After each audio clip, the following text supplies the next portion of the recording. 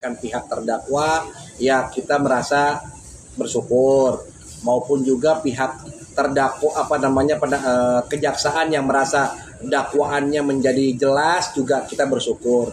Yang jelas apa yang disampaikan Dr. Oki adalah sesuai dengan pengetahuannya dan pemahamannya terkait masalah yang dihadapi atas laporan polisi yang dilakukan oleh Sandi Purnamasari dan terdakwanya Isa Zega. Berarti selama ini disinyalir katanya kabarnya Dr. Oki memberikan nomor Mbak Sandi ke Isa.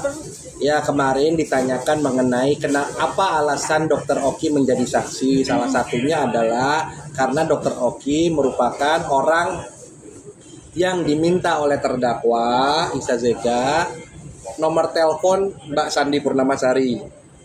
Jadi itu menjadi alasan sehingga Dr. Oki juga dipanggil di proses penyidikan dan kembali dipanggil pada pengadilan.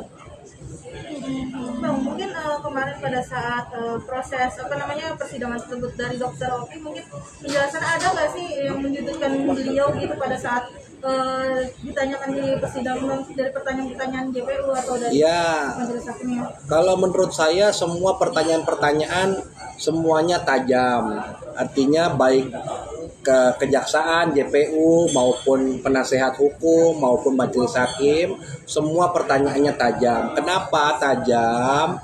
Karena masing-masing pihak bekerja profesional untuk menentukan apa yang menjadi tugas pokoknya dan nantinya akan membuat suatu keputusan. Baik kalau dalam JPU dalam hal ini berbentuk tuntutan maupun dalam pembelaan versi penasihat hukum dan putusan untuk majelis hakim. Jadi semua ketiga pihak itu bertanya dengan tajam. Tidak ada rasa Dr. Oki merasa disudutkan oleh pihak manapun. Jadi Dr. Oki menjelaskan sesuai dengan pengetahuannya.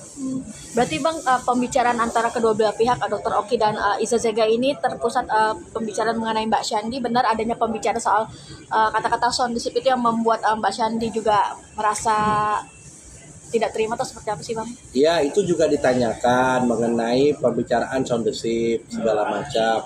Dr. Oki sudah menjelaskan hal itu semua, baik mengenai Bapak Peri, soundship dan sebagainya. Semua sudah dijelaskan dengan baik.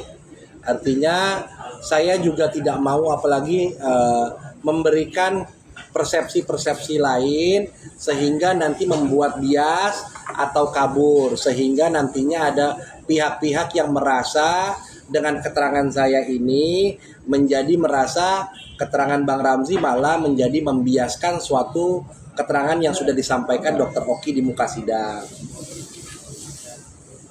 Oke. Mungkin memperjelas saja ya Bang, di sini apa posisinya sebagai kuasa hukum Dr. Oki atau seperti apa Bang? Jadi saya adalah kuasa hukum Dr. Oki dalam kapasitas saya sebagai managing partner di law firm saya Wibawa Ramzi and Associate sejak 2022. Jadi sudah hampir 3 tahun law firm saya dan perusahaan Dr. Oki bekerja sama. Dan kemarin pada saat di Kepanjen Dr. Oki menghubungi saya karena saya corporate lawyer dari Benings Klinik Indonesia dan Dr. Oki juga, sehingga saya diminta untuk menemani beliau di PN Kepanjen. Artinya ini hanya sebatas di Malang kemarin aja ya Bang? Ya, hanya kapasitas saya sebagai di Malang saja. Bang, kemarin selama persidangan yang Abang lihat seperti apa sih berjalannya persidangan kemarin? Berjalan persidangan kemarin baik, saya pikir semuanya baik. Semua saling mencoba mencari sebuah keterangan yang seutuh-utuhnya, baik kejaksaannya, JPU-nya maupun pengacaranya Isa Zega. Isa Zeganya juga sempat bertanya juga, dan majelis hakim juga sama, sehingga akan menghasilkan putusan yang sebaik-baiknya. Mungkin ada gestur dari Isa Zega yang mungkin merasa shock artinya Dr. Oki dihadirkan atau seperti apa? Saya pikir Isa Zega sudah mengetahui hal itu. Kenapa saya bilang demikian? Karena dalam berkas perkara, ketika perkara itu sudah P21, penasehat hukum maupun terdakwa sudah melihat siapa-siapa saja yang akan menjadi saksi. Sehingga kalau syok tidak mungkin karena sudah tahu siapa aja yang jadi saksi. Saya pikir begitu. Ada pertanyaan yang mungkin sulit dijawab oleh pihak. Semua dijawab dengan baik oleh Dr. Oki. Dan semua saya rasa puas dengan pertanyaan-pertanyaan yang diajukan dan jawaban yang diberikan oleh Dr. Oki. Oke. Gimana teman media? Oke? Bang, mungkin selain apa bisa bilang mendampingi Dokter Oki di persidangan kemarin, akankah nanti ke depannya terus mendampingi Dokter Oki? Bang, apalagi kan bisa dibilang kan Dokter Oki sempat beberapa ada apa namanya dilaporkan juga menjadi beberapa saksi, Bang. Jadi begini, saya ingin menjelaskan ke teman media, ini pertanyaannya bagus. Banyak pertanyaan, kenapa Bang Ramzi tidak pernah mendampingi Dr. Oki dalam kapasitas yang lain. Dalam kapasitas laporan di Polda Metro Jaya, di mana korbannya adalah Dr. Reza Gladys, saya juga merupakan corporate lawyer dari Glavitsya. Saya juga merupakan pengacara secara tidak langsung Dr. Atauba Mufid dan Dr. Reza, sehingga saya merasa ada konflik of interest kalau misalnya saya mendampingi salah satu pihak, karena kaitannya di sini adalah Isa Zega, Sandi Purnamasari, dan sudah tidak ada berkaitan dengan klien-klien saya, sehingga saya bisa mendampingi Dr. Oki. Saya kira itu yang menjadi alasan saya kenapa saat ini saya baru muncul dan baru datang ke teman-teman dan melihat teman-teman kenapa saya ada di Malang. Bang, tapi sebenarnya Dr. Oki itu sendiri tahu nggak sih perseteruan antara Isa Zega dan Dr. Sandi? Mungkin ada curhatan dari pihak Sandi makanya memutuskan untuk Dr. Oki sebagai saksi atau seperti apa?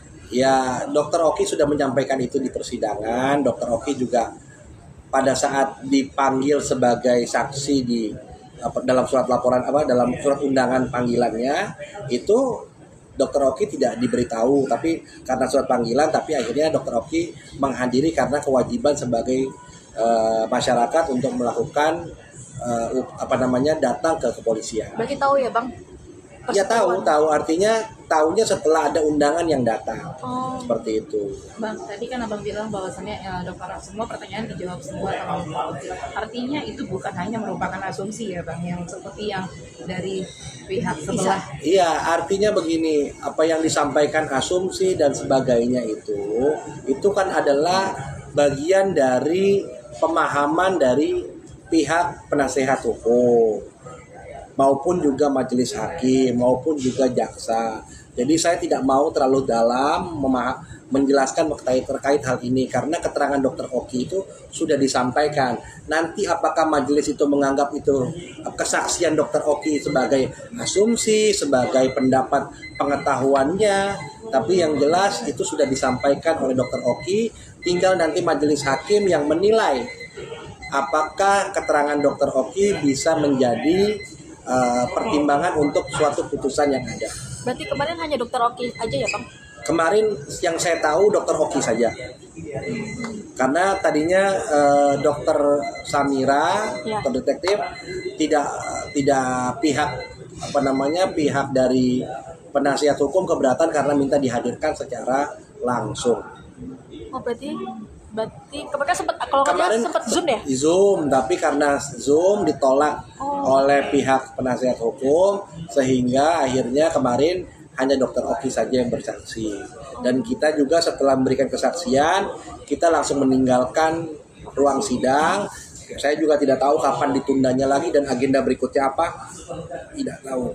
Yang jelas kita sudah memberikan keterangan di muka sidang dan dianggap cukup oleh ketiga belah pihak sehingga Dr. Oki sudah menjalankan kewajibannya sebagai warga negara.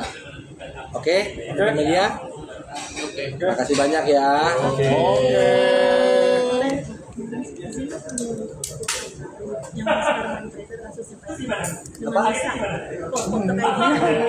RK Liza adalah